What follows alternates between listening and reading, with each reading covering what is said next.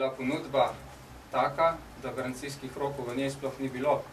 Za rok dobave ni bilo določeno, dokdaj se bodo vozila dobavljala, ampak je v ponudbi pisalo, da se bodo dobavljala sukcesivno. Se pravi, če te korelacije potegnem, potem mislim, da gre za popolnoma različne nivoje odgovornosti, odločanja, transparentnosti oziroma netransparentnosti, gospodarnosti pri posameznih poslih. Tako da so stvari, bi rekel, na popolnoma drugi ravni. Ravno zaradi tega, ker teh podatkov niti ni, zakaj niste zaslišali pa vprašali, kje in kaj so ministre, ki so take pogodbe sklepali? Ni potrebno. Mi imamo v dokumentaciji potek postopkov zelo jasno izkazan.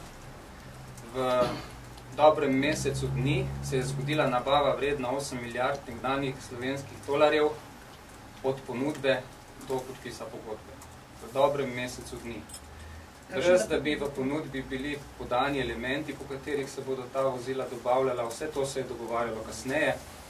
Pozvan je bil samo en ponudnik. Ponudba je prišla v 4 dneh potem, ko je bil pozvan. Tako da kar nekaj elementov je, ki so zelo zanimivi, jih je pa preveč, da bi jih vse lahko podrobno obdelali, fokusirali smo se na tiste najbolj bistvene.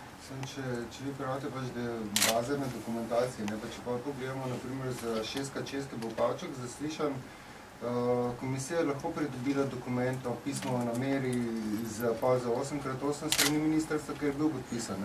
Zdaj pa zaradi česa, če pravite, da so dokumentacije, zakaj bilo pa treba sploh zaslišati, pa te 4 priče?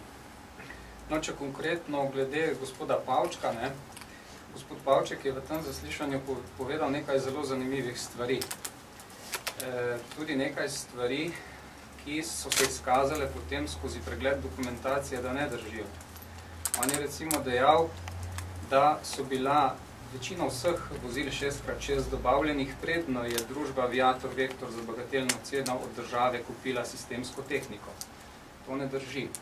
Sistemska tehnika je bila kupljena v maju leta 2003.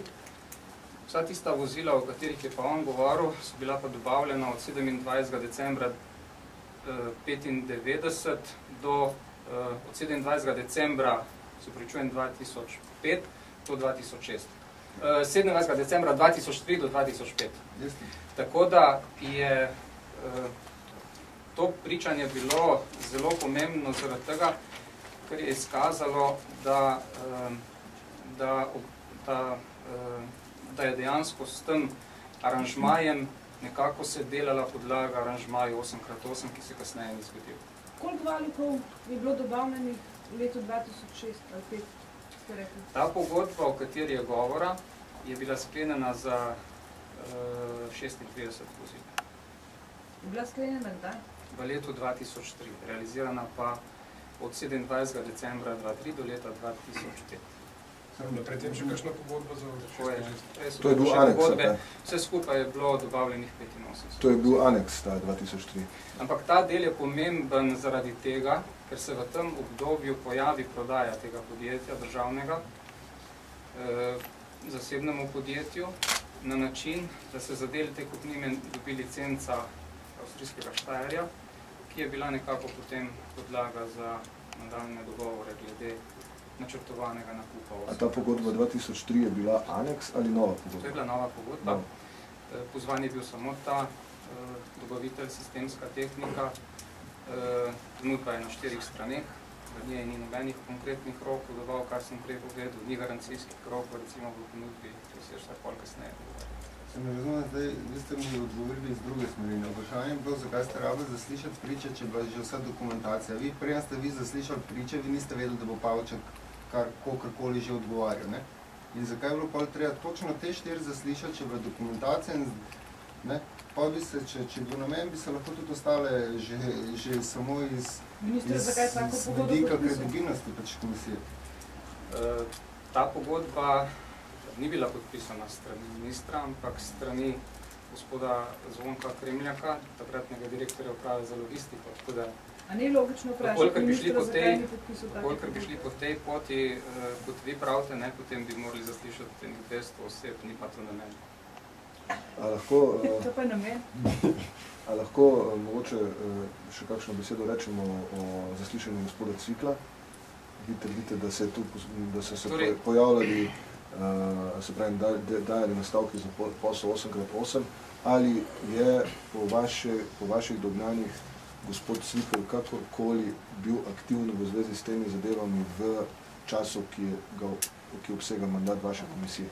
Jaz razumem, da se gospoda Cvikla želi zaslišati zaradi načina vodenja preiskave 8x8 in aktivnosti, ki so bile peljane predvsem s tem zaslišanjem gospoda Prebila. Vemo, za koga gre.